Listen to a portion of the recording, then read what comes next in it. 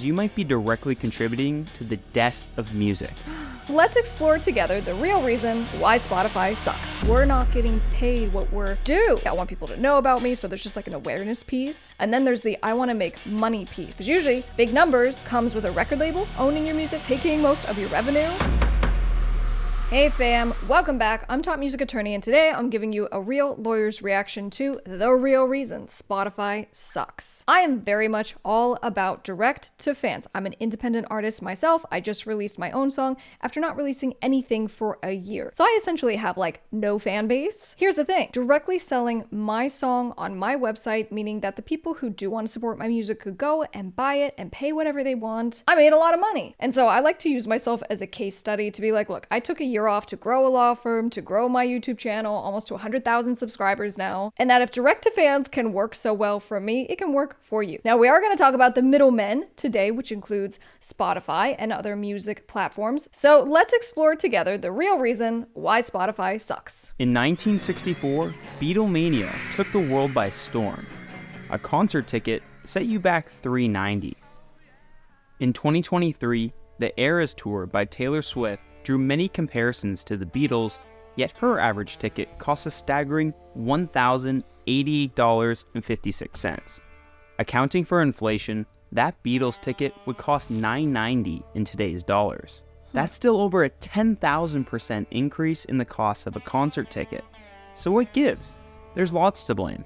Some say it's the artist's greed, others say it's Ticketmaster's fault for charging absurd fees. Well, look, and we did a whole video and deep dive into all things Ticketmaster and Live Nation. Essentially, the monopoly that Ticketmaster has, that if venues want to play ball, right, and get people in the door and have the ease of booking and all the stuff, they have to utilize Ticketmaster. But obviously, the fees on Ticketmaster are insane. And this is how Ticketmaster actually makes money. It's not from selling tickets, it's from the fees that you pay to then go and buy the tickets. Yet in all of this, somehow everyone seems to ignore the biggest culprit, Spotify. If you use the app, you might want to think twice before you renew your subscription, as you might be directly contributing to the death of music. Streaming services have completely changed the way we listen to music. It's easier than ever to discover new songs and hear a wide variety of genres, all while paying a fraction of what we used to.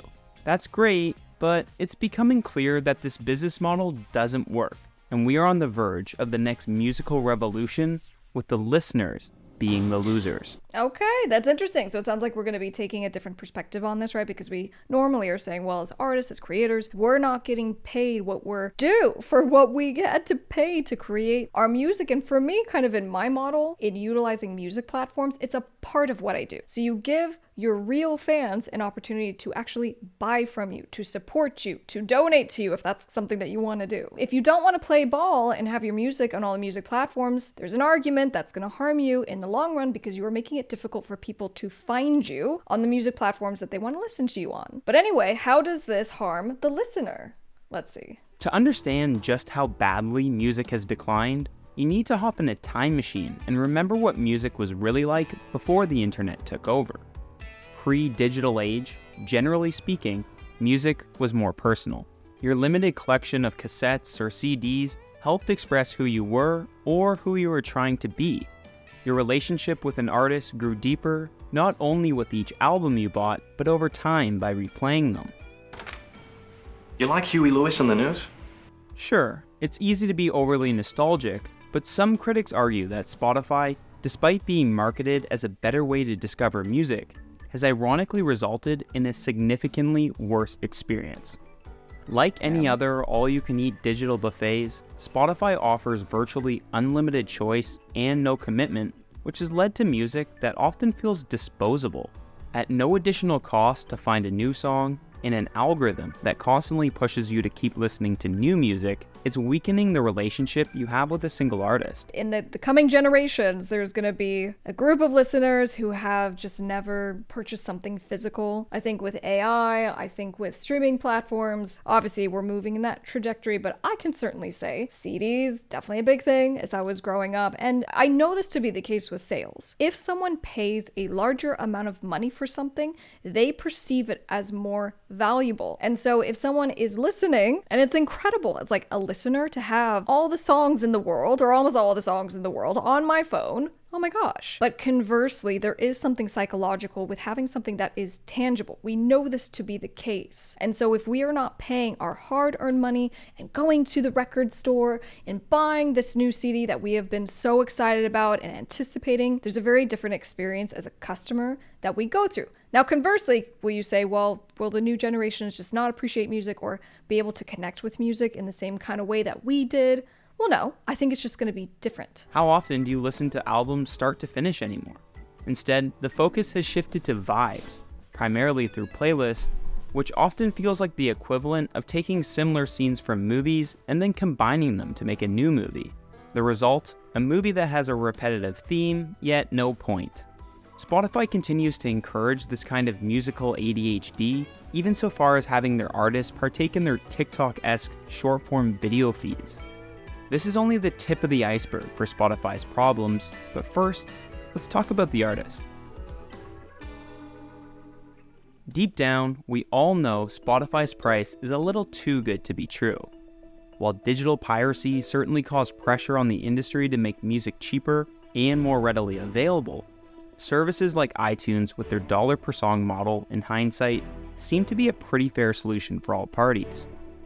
When compared, Spotify's emergence into the music market relied on removing users' ownership and centered on a business model of not fairly paying music artists. This is where we get back to the direct-to-consumer, direct-to-fans model on the, if you think you're going to make your living from your Spotify streaming, best of luck. Now I represent big rock stars who are making tens of thousands of dollars from just their streaming alone every single month, but that's not standard. That is not normal for the rest of us out in the lexicon of Spotify universe. And so I do think, obviously, it's always worth examining the state of the music industry right now and being critical, fairly so, but equally taking back control. And that's where the direct-to-fans model comes into play, and it's so important. Because if I tell you, well, if we need to get hundreds of thousands of plays on your next single in order to make you a few $100s, or if we just get, let's say, 30 of your most committed followers to buy your single from you, you can make equal amounts, if not more amounts. I mean, the math starts to get obvious. There's two competing vacuums here of like, I want popularity, I want people to know about me, so there's just like an awareness piece. And then there's the I want to make money piece. And the people who are actually making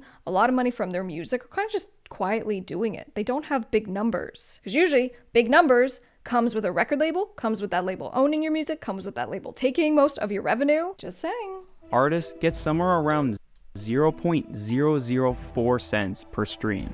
Is that good? On paper, you might not think that's all that bad. A-list artists have billions of streams, and you'll often see articles about them earning tens of millions from Spotify. In reality, it's not that simple.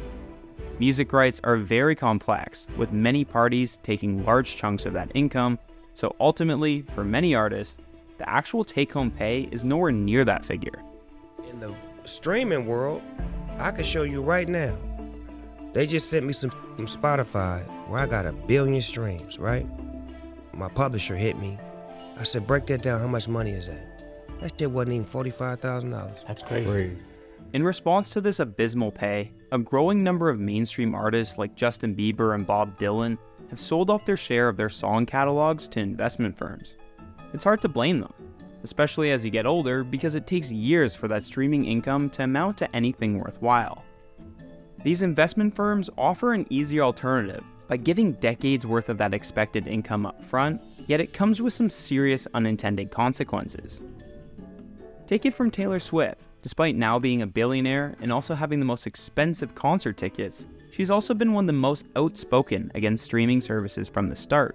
She even took her music off of Spotify in 2014. The sale of music catalogs, it's on the rise the last decade. Not just from the music catalog sales that I have done through my law firm for our clients, but Justin Bieber, right? So we saw that 200 million estimated earned. And there definitely has been a shift from who is purchasing the music, right? We see private investment firms, big boys with big money who in some instances do not have a music background. So then they do deals with administrators who can go and do stuff with the music catalog once it's purchased. And right now, music catalogs are perceived as extremely valuable because they go, the emotional connection that people have with music is the thing that gives it longevity. It's more valuable than oil. It's more valuable than gold. And so we're going to invest in the music itself. And I understand why artists are kind of opting to have these big paydays to sell their music, even when you have a very young music catalog like that of Justin Bieber. Taylor's protest ended in 2017, as just a few years later, she personally experienced what can happen when ownership of music rights falls into the wrong hands. In her case, the label that owned the rights to her master recordings were purchased by mega manager Scooter Braun, who had a history of bullying her. Because Scooter only owned the master recording, Taylor was able to fight back by re-recording her old music, thus creating a new copyright. This became known as Taylor's version. While the re-recording spared Taylor, typically artists sell their share of their publishing rights, in which case re-recording wouldn't solve anything. You were the guy who said to Michael Jackson, you should get into publishing. Isn't that great? Yeah. Don't you love the irony? And he bought all your songs. Yeah. And you've said to him, listen, I'll give you fair market value. Let me buy my songs. I want to own them. And he won't do it. For those artists that have sold their rights, you can expect in the future that they will have zero control over how their music is played and distributed. That's Their right. music would be commercialized in ways they would never approve of, like having Nirvana's Smells Like Teen Spirit being the new Fortnite theme song, or Beyonce's Single Ladies being used in a Viagra commercial. I have. Genital herpes. Oh my gosh.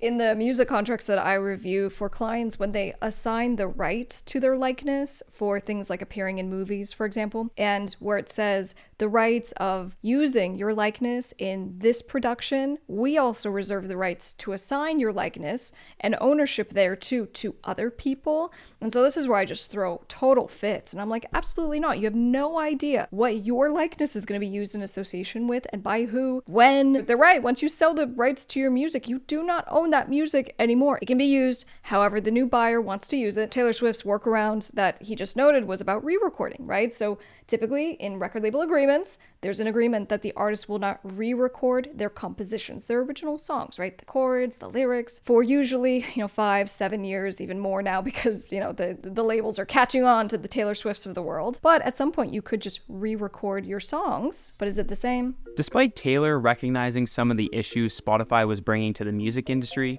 she was able to protest given her extreme popularity. Small artists don't have that luxury.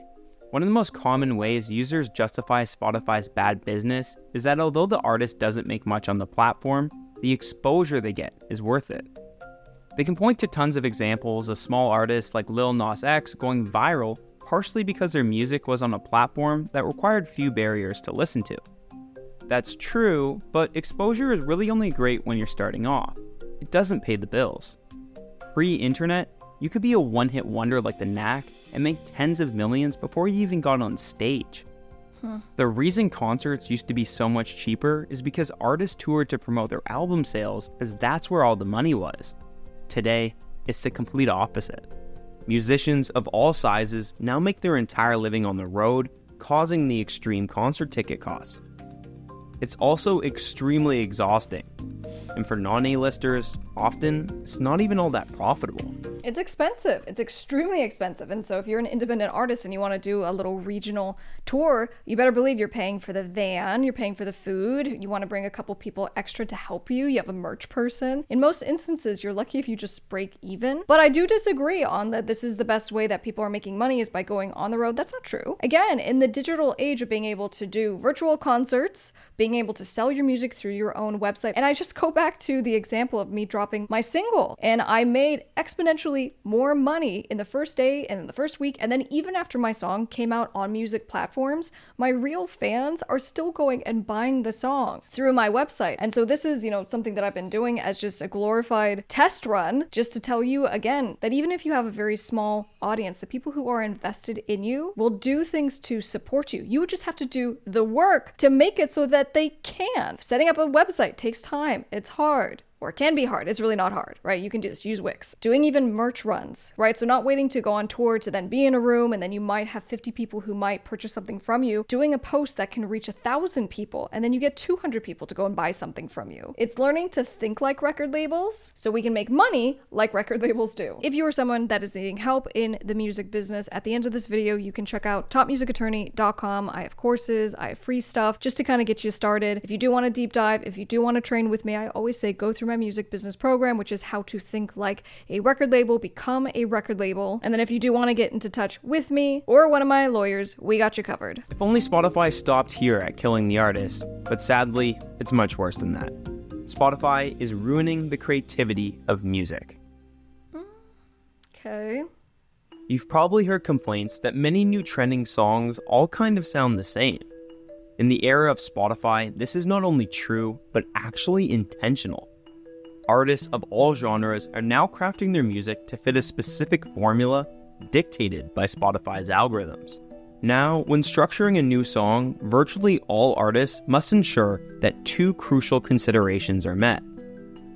To count as a stream, a song has to be played for at least 30 seconds, and if it's played in its entirety, the algorithm will be more likely to recommend it.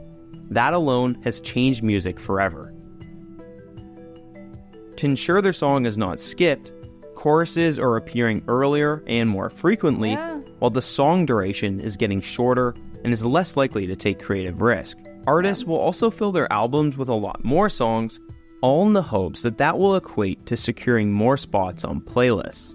Okay, but are we really going to be mad at that? Because like, I'm just as distracted as everyone else. And so I try to just be understanding of like, look, if I'm going to ask you to take 3 minutes of your time to go listen to my new song, 3 minutes is a lot of time in this day and age. And being like, will you go and spend 50 minutes on an album? That's asking quite a lot. And so just to be like, am I willing to do that? Are you willing to do that? I think there's a little bit of like just fairness here. We're so busy and we move so quickly through social media and content consumption. And so just being like, we need to now modify what we create, how we create. Is that really so bad? I know you guys are about to pop off in the comments, so I want to hear it. It's fine. Leave your comments down below. Ironically, while playlists are a main attraction to Spotify, it's also their biggest flaw. One of the biggest issues is that major music labels are essentially bribing the algorithm by utilizing Spotify's own promotion tools. The core of Spotify's recommendation algorithm is based on collaborative filtering, which is really just a fancy term for pattern recognition. Once paid promotions are added to the mix, these patterns start to lose any kind of fairness. Consider two hypothetical groups of Spotify listeners, Group A and Group B, both identified as rap music enthusiasts by Spotify's data. Using previous feedback from similar users, Spotify filters their millions of tracks down to a list of popular rap songs they might suggest to Group A. From this list, users in Group A receive unique recommendations that are tailored to their own tastes. However, they are all presented with the same promoted song, God's Plan, by the artist Drake. Despite users in Group A having somewhat varied preferences, the majority of Group A listens to and enjoys the promoted Drake song. But watch what happens with Group B, despite not being exposed to any paid promotions. Because Drake's song was previously promoted, Spotify collected an overwhelming amount of data on that one song, mostly with positive feedback from the users in Group A. This will now cause Spotify to likely place God's Plan and other Drake songs on its filtered list of potential tracks they would recommend to other rap enthusiasts. Users in Group B still get their own unique recommendations, but they're being recommended songs from a list that has been artificially biased towards Drake and other similar artists. Seriously, this promotion feedback loop happens all the time. Perhaps most obvious when Drake's Scorpion album was released in 2018. Okay, and the other piece of this is that obviously we can argue that if people are paying to get their music pushed by Spotify to their actual fans, well, what happens then if half of the users on Spotify pay for promotion? Well, now we're all just competing in the paid promotion arena. And then those who are just releasing their music on the platform, you really are at the mercy of the platform. This goes back to social media. You're at the mercy of the algorithm of that day. And so taking ownership of your audience so that you can directly reach out to your audience, email them, text message them, let them know when you have a release. You're not relying anymore on the algorithm and Spotify to be like, oh my gosh, I just really hope that you show my song to someone. I mean, I get it. It sucks. His face was inescapable, and the songs were in playlists that didn't even make sense, like Best of British. What? You're Canadian, you're Jewish, and you're half, it's just like mind-blowing things. Although Spotify's terms of service does not allow direct payment for music to be placed on playlists, that's true. Their promotional tools are designed to do that anyways. Small artists with no budget for promotion and significantly less streams simply do not have as much data for Spotify to find patterns with, resulting in them being drowned out by the ones that do. This is a big reason why artists from the big three music labels continue to dominate popular playlists like New Music Friday, Rap Caviar, and Pop Rising. It's not like these big artists are producing better music than the little guys. It's all a game of data points, and it's been abused through artificial popularity bias. No, I worked too hard. I worked way too friggin' hard for this. A lot of people work really, really hard for their dreams, but it's not meant for everybody. That's why you use auto-tune and I don't. Oh no. It really seems like Spotify wants the little guy to fail. Beyond offering promotion tools that objectively skews the fairness of recommendations, they also have discovery mode, a pay-for-play model where artists can boost their chances of being recommended only if they agree to give up an additional 30% of their Spotify income. This puts small artists in a no-win situation. They can't afford to lose any more of their already terrible streaming revenue that they depend on, yet they also can't afford to opt out of the discovery mode program as they risk being overshadowed by those who do participate. Sure, and I know this was a big thing for Facebook, right? So how many people use Facebook these days? And originally, it was, we're getting so much free exposure on these platforms, it's so amazing. And then Facebook started crushing our algorithms unless we paid to advertise. Literally, to our own audiences, also to cold audiences. And then, on one side of the argument, we go, well, stop complaining about using someone else's platform, aka Facebook, aka social media. You can't be upset if you're not reaching as many people and you have to now pay money to use someone else's platform. And then obviously on the other side of it, just being like, look, I've invested a lot of time and money, and maybe I paid ads to get people to follow my Facebook page, and now none of them, or a very small amount, are actually seeing my stuff. So here we see the cycle repeating now on music platforms like Spotify. As a final FU to the small artists, they even implemented a recent rule change that songs now must achieve 1,000 plays within 12 months before any royalties are paid, diverting an estimated $40 million from small artists to big ones. Hey, Bart. Ouch.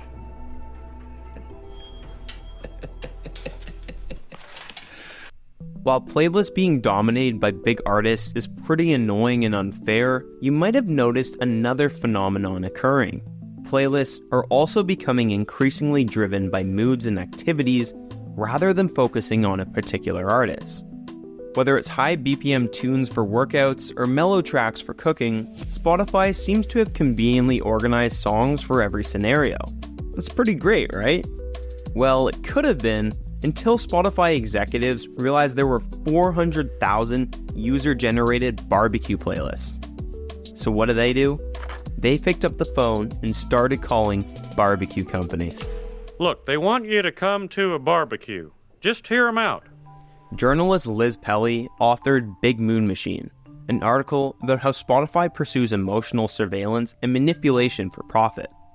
Liz argues that Spotify's push to these playlists is deceptive, as the real reason to define audiences by their moods was part of a strategic push to grow Spotify's advertising business in the years leading up to its IPO.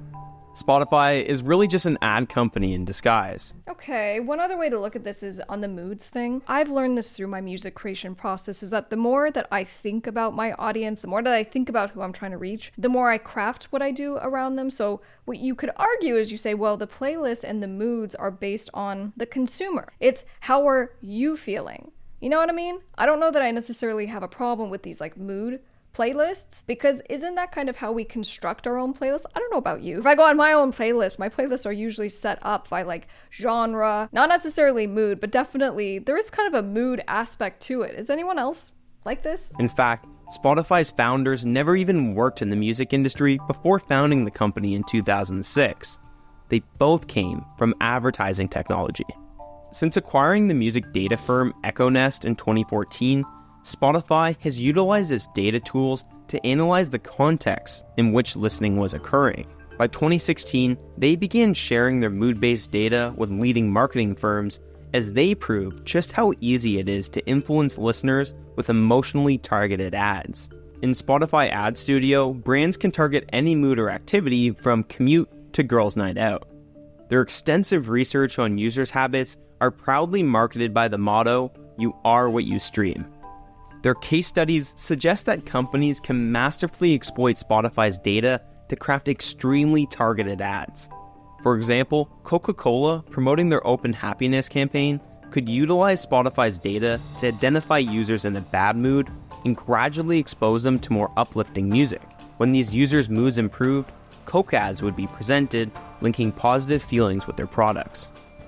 Sounds crazy, but this strategy is so effective that Coca-Cola has since launched their own music label, creating original songs trained on your data, all just to get you buying more soda. Well, no, it's not crazy. This is just a basic marketing tactic. If you're trying to promote your song, you can put text on your, like a little video, and you go, how is the song supposed to make someone feel? Point of view, POV, when you're in love. POV, when you're feeling fiery. You connect for the audience. What is the feeling you're trying to invoke? Because I hate to break it to you, music is about how it makes someone feel. Maybe the real question we should be asking ourselves is, what has Spotify actually accomplished? Yes, it did help make music cheaper and probably suggested some music you ended up really enjoying, but did we ever consider the true cost? Their advertising strategy caused many to now treat music as a consumable mood enhancer. Artists were robbed of their income, which caused live performances to cost 10,000 times more, all while a few major labels took even more control over the industry. Somehow, despite all this, Spotify has never turned an annual profit. Something is bound to change. Currently, the platform's main cost is compensating artists for billions of streams, and its profitability will always be challenged by Apple Music, which has far more resources at their disposal. Spotify can only operate for so long without breaking a profit, yet Apple Music doesn't ever have to, as its true purpose is to encourage user loyalty to the greater Apple ecosystem. Spotify does have one last trick up its sleeve though. They can embrace a whole new era of music. The rise of AI in music production is starting to suggest a future where paying artists might become obsolete. With AI-generated tracks already being mistaken for the real thing, and artists selling their rights to investment firms, it's not far-fetched to think that some will sell their vocal likeness as well. This is the next music revolution, and it's happening way sooner than you think. In time, as artificial intelligence begins to produce music that is indiscernible from their human counterparts, Spotify's financial concerns will quickly disappear. No longer will they need to pay artists at all.